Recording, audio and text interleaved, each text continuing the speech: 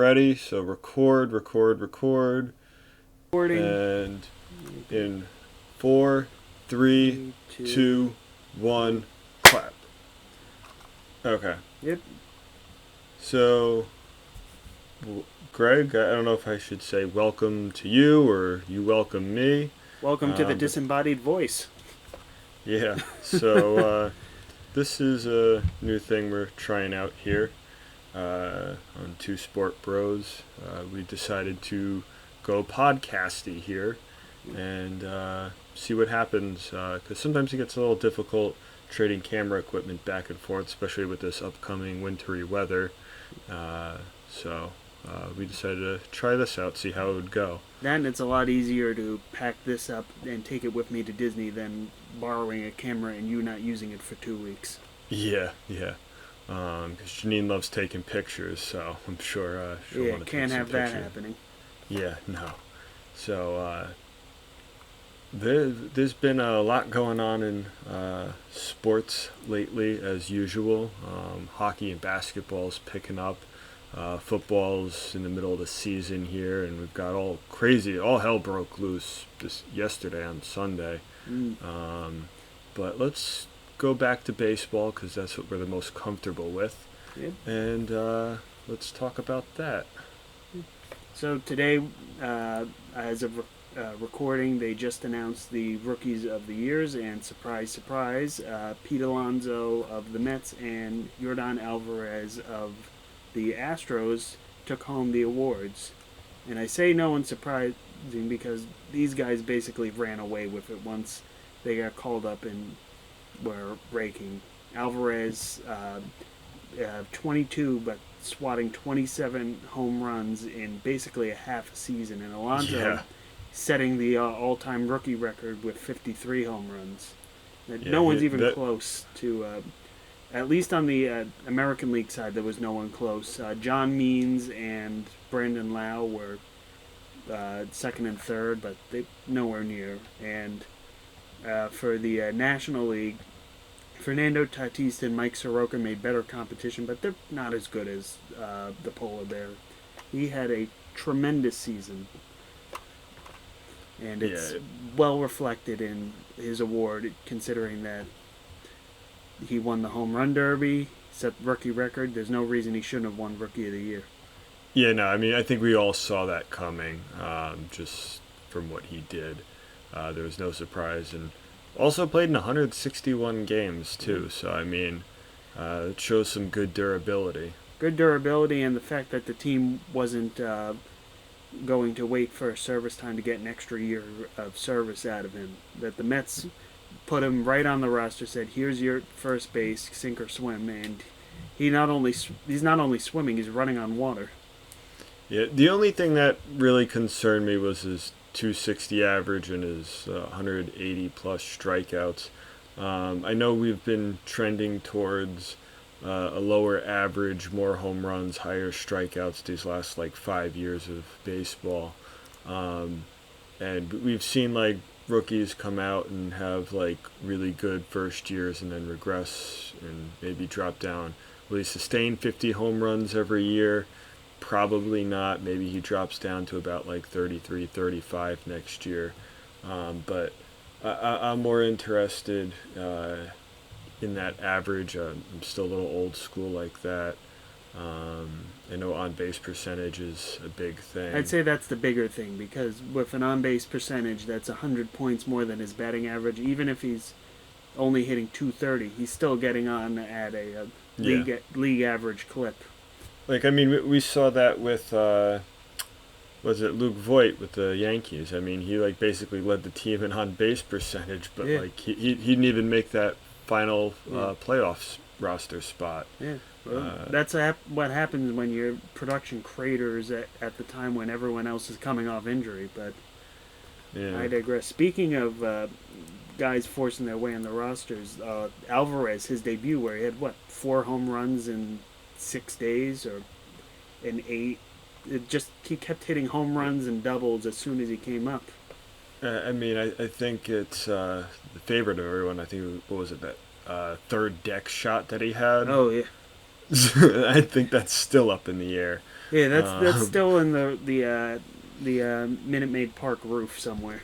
I I think the best part of that though is the announcer. Like as soon as it like gets off the bat, like us viewers at home, like we're not seeing that, so we're just like, oh yeah, that's definitely a home run. But this announcer's like, oh my god, this is just gonna keep going and going, Yeah. and you're just sort of like, how far did he hit that? And then the cameras pan, and you're like, oh, that It's far. that far.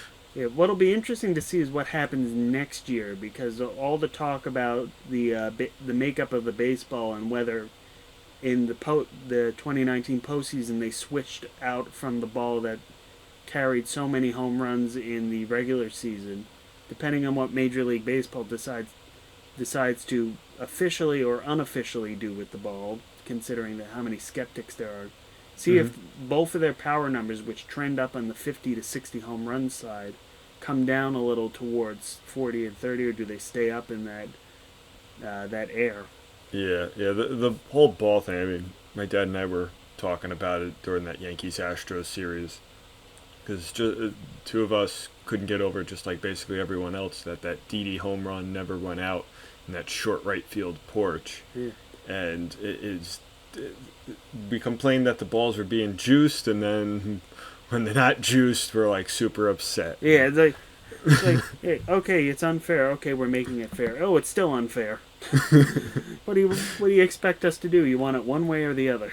Yeah, so I mean, I don't fault Major League Baseball if that's what they're doing is they're changing up these balls, juicing them, not juicing them. I don't know whatever they're doing. The politically correct term is for it. What you're allowed to technically say, Yeah. um, but there's not going to be any pleasing anybody. You No. can't please everyone. And the ball, And the baseball will be what baseball is. There will be time, even if the ball has changed a little, and it makes it for a more home run intensive Mhm. action. There's still going to be guys who can't hit home runs. There's still going to be points where you're not going to be able to just hit your way out off a pitcher.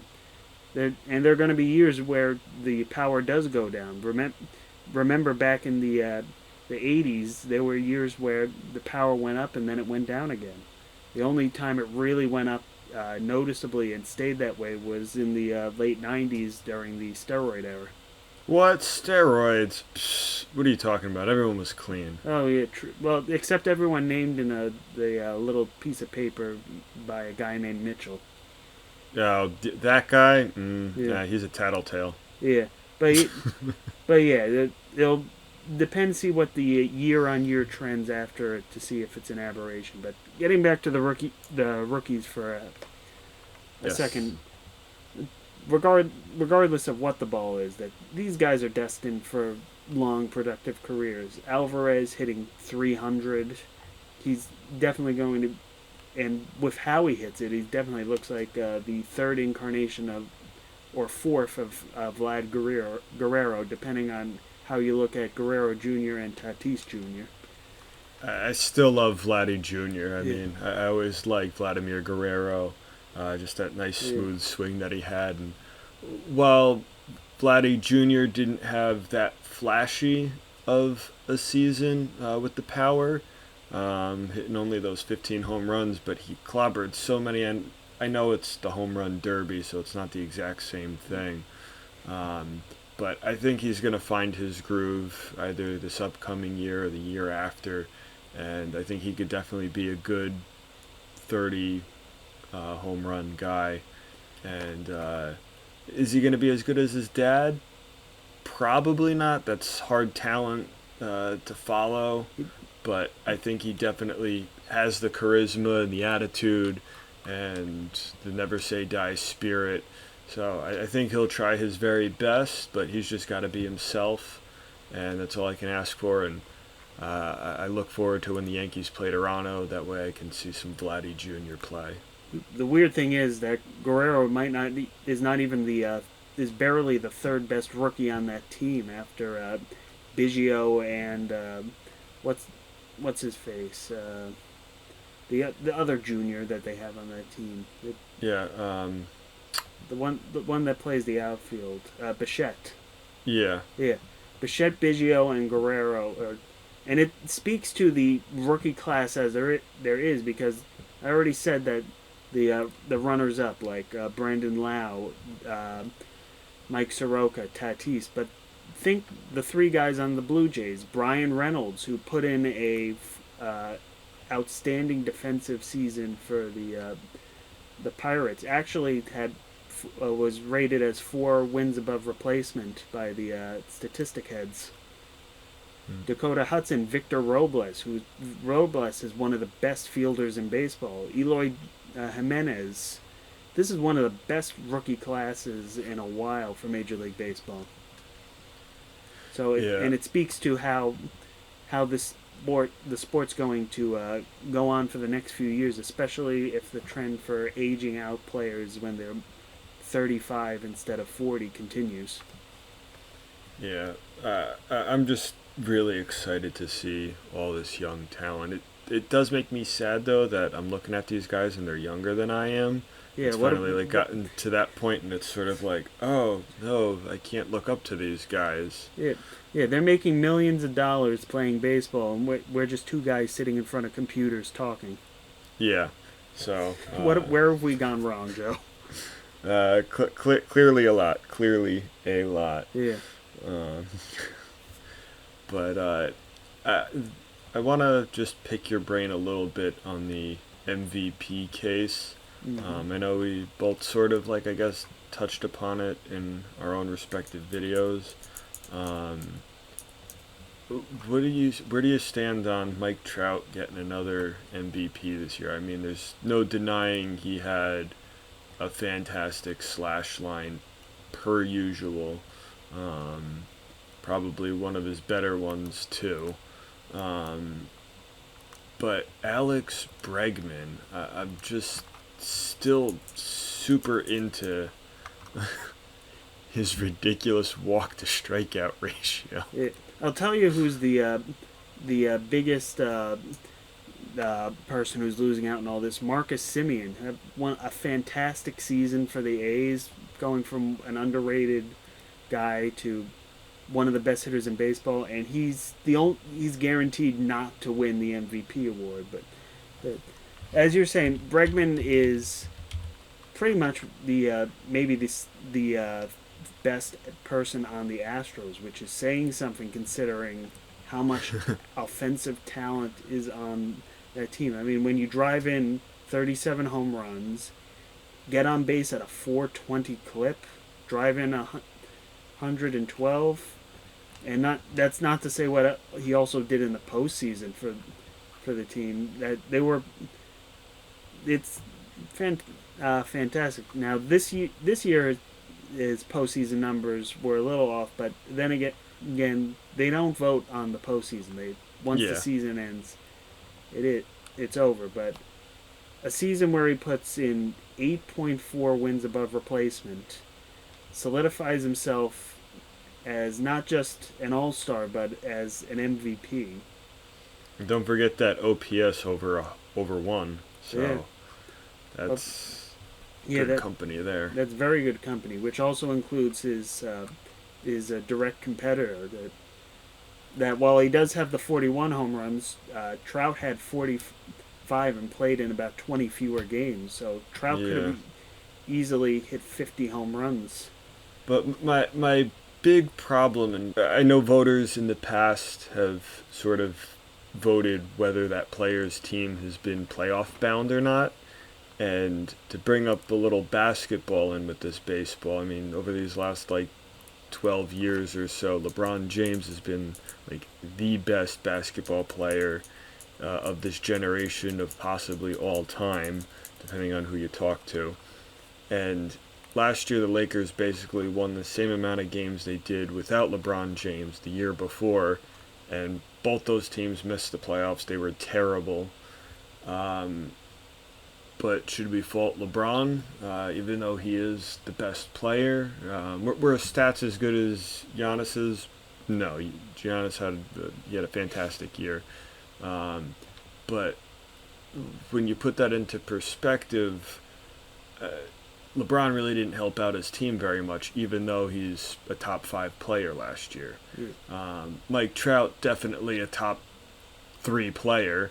But was he the most valuable? I mean, baseball is a little different than basketball, where basketball you can do offense and defense and interfere with the other team. Baseball, you need the pitcher to have a good game, right. the left fielder to catch that ball when you're playing shortstop.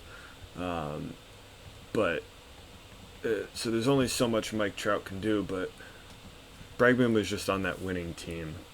That being said, remember that if someone's having a complete out of the world season, that they'll still get the MVP consideration. I'm talking about 2017 with our good old buddy Giancarlo Stanton, who had basically edged out Joey Votto, who was in a similar situation with the Reds. That you had to go down. I think the Diamondbacks that year were either in contention or just fell out. Yeah, they finished a close second. That's the closest of the top 3 NL that year, who were in the finals for MVP. Now, for the most part, the MVP voting has historically followed who carried their team, with the exception of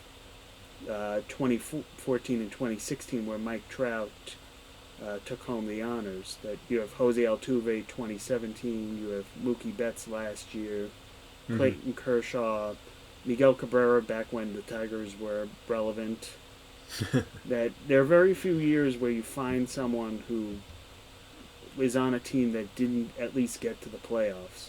And that being said, both Bregman and Trout had some of the best seasons of anyone in the American League. So it's effectively a coin toss. Who do you want?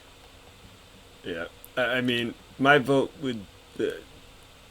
Don't get me wrong, I still love that gaudy walk to strikeout ratio for Bregman, but I really think the real MVP this year should have been DJ LeMahieu. Yeah, he should have, but he got robbed because he got robbed. I don't know what happened, because he was playing first, second, short, third. He was probably pitching one night too. He probably was warming up for it once.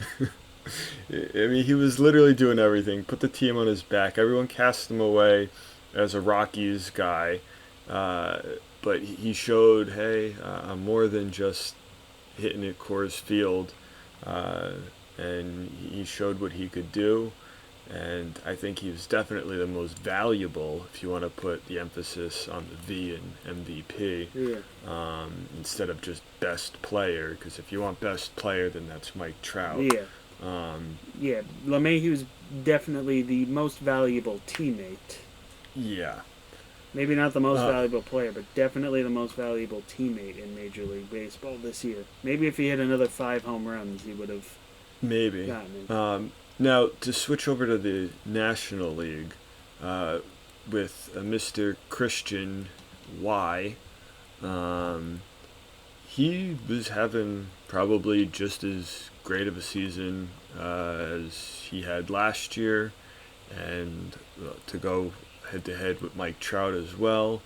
But when he went down, the Brewers were sort of in not quite limbo, but they were not in a good spot. But without him, they ended up tearing up the rest of the league.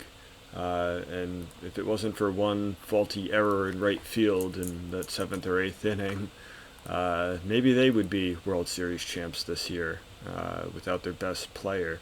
How does that impact him as the MVP? I don't think it factors too much, mainly because they weren't that far out. They were only 2-3 games out. Remember, at that same point, the Mets were in the exact same position, and they fell flat after a bad weekend in But that whole Chicago. Central in the NL was just going up and down through that last month and a half. Yeah. So it was sort of like their turn to sort of nosedive, and then that ended up not happening. Yeah. Yeah, that was the point where they could have. I'm just going to tell you, this is going to be a. It's probably, I'm going to say Yelich is going to get it. That what affected. Well, not that Yelich is going to get it, but is going to miss to Bellinger, because I think what missed more is not him not being able to help out the team, but just the time that he missed. That he froze with 44 home runs and 7 wins above replacement. But Bellinger, partly on the strength of playing an extra 45, 46 games, hit the same amount of home runs, but is worth a full 2 WAR more than what Yelich was able to put out. That's not saying that Yelich wouldn't have been able to be there. I think if Yelich didn't get hit in the wrist, he would have been the hands down MVP instead of being the toss up potential loser to Bellinger. But this is definitely the award that both MVPs. This is going to be the one that's a little more clear cut. I would say probably Bellinger gets it, but it's going. I wouldn't be surprised if Yelich gets it. And for all the talk that he's the third best one, Acuna put together a case for a similar season. He just his stats aren't as impressive as Belly or Yelly's. Almost having a 40-40 season does deserve merit, especially in this day and age where the stolen base is not as recognized. Oh, it frustrates me so much. I mean, I know it's only town baseball league, but as a kid, I get on first base. I was stealing second and third on 2 pitches. I would do that every time I got onto first base. When I'd be on third, I'd always be looking for a way to steal home, which I did successfully once. Yeah. But it really makes me upset where it's like, oh man, this guy's looking to have good 20 stolen bases this year. It's like, really? Like Ricky Henderson had that in 3 games. Yeah, and the bigger thing is you're putting pressure on the defense. That you're forcing them to make the plays and tag you out. That we've seen several times how you a stolen base or pushing something out turns into an error and then a run scored. Yeah, I mean, I know the catchers are getting bigger and stronger and throwing better, and they also don't have to take as many hits unless it's from the Astros. Yeah. So I know it's scarier and the catcher might nail you more, but you take that lead and you get someone like John Lester on the mound who can't throw the ball over to first base. Or Dellin Betances in their unfortunate. Yeah, who takes way too long. Yeah. These guys really need to be stealing more bases. We should definitely be having more 30-30 seasons. Hopefully, we'll see more 40-40 seasons. Yeah, I think we will be. Maybe not from some of the current guys. Yelich is, well, actually, yeah, we still will. The best of Acuna is yet to come. Yelich is capable of a 40-40 season. He had a 40-30 season this year, and there are definitely guys out there that if they can, that maybe a slight swing adjustment can give them a little more pop. They'll be able to get to 30, 40 home runs. It's just a matter of if their managers will allow them to steal the base. I mean, one of my biggest disappointments is Mike Trout with that. I mean, we saw him in his, I guess technically not his rookie. Well, in 2012, in his first full season, he had 49 stolen bases in 139 games. And then he followed that up next year, playing in like 20 more games, but he only had 33 stolen bases. Then he just sort of like dropped down. And in 2016, he broke 30 again, but last year he only had 11. So I know as you get older, you're going to get a little slower. You're not as youthful and got all that pop, but you got to still remember though that Mike Trout's still only 28. Yeah. He definitely should be getting at least 25 stolen bases every year. We'll see if new manager Joe Madden can give him more opportunities, since we saw that he definitely after that first couple seasons that Mike Scioscia shied away from running him, that he basically hovered around 20 or 30 attempts season for the most part. Like even last year was an abbreviation. He only tried 13 times. That before that 25, about 26, 37. So there the potential is still there, and I think Madden is a manager that will allow him to get the green light and go out and run. Yeah, I'm excited to see Madden in LA. I mean, he's returning to his roots where he won that World Series with them as was it the bench coach in '02. Yeah, probably should have been the manager after what's his name, the Mets manager who was on the Angels. Yeah, I'm blanking on names right now. Not Alders, Sandy Alderson. Terry Collins. Yes. Yeah, Terry Collins. Yeah, after Collins was fired and Madden had an opportunity that he gave a shot. It just happened that Mike Scioscia was available as well. Yeah. So I'm excited to see what Madden's going to be doing. I mean, he's had success with the Rays, basically on no budget there, and then with the Cubs bringing that World Series. But as one last sort of thought, as we're almost approaching that 30-minute mark here of our of our test. Yeah, this recording. long, winding and long-winded test recording. Just to bring it up, the Red Sox had hired, blanking his name because I forgot to Google it, but he was the guy for the Rays. Bloom? Hein Bloom? Yeah, I mean, he was in charge of the Rays to basically put in back-to-back 90-win teams with like a $30 million budget. Yeah, and he's bringing his talents to the Red Sox, who are looking to cut losses. A little afraid of that right now, I'm not going to lie.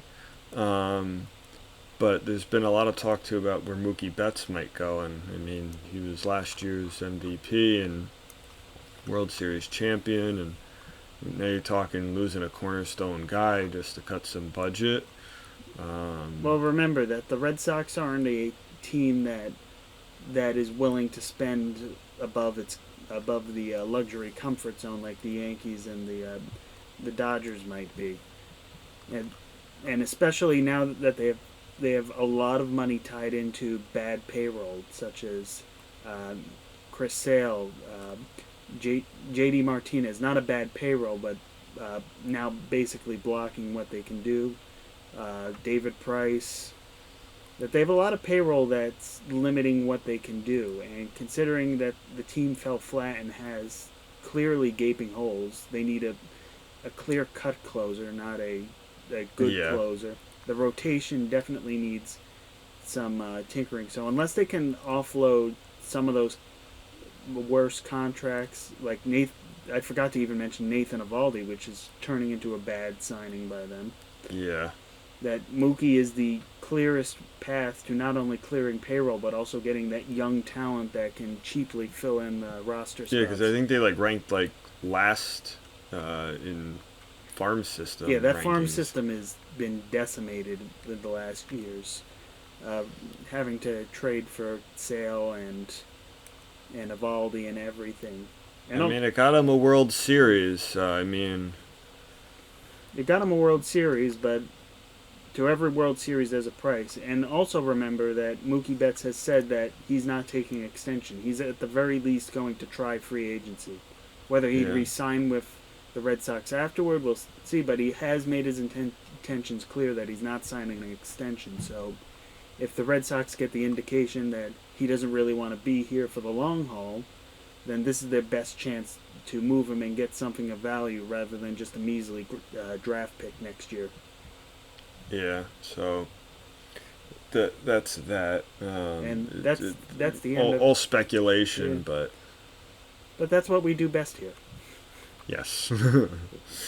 Ask the questions, give vague answers. Get the actual and answers later see on. what tomorrow will bring. Yeah.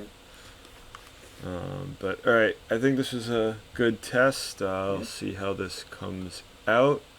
Until hopefully the next time, I'll talk to you and not see you. Yeah. And all right, I'll catch you later. Yep. See you then.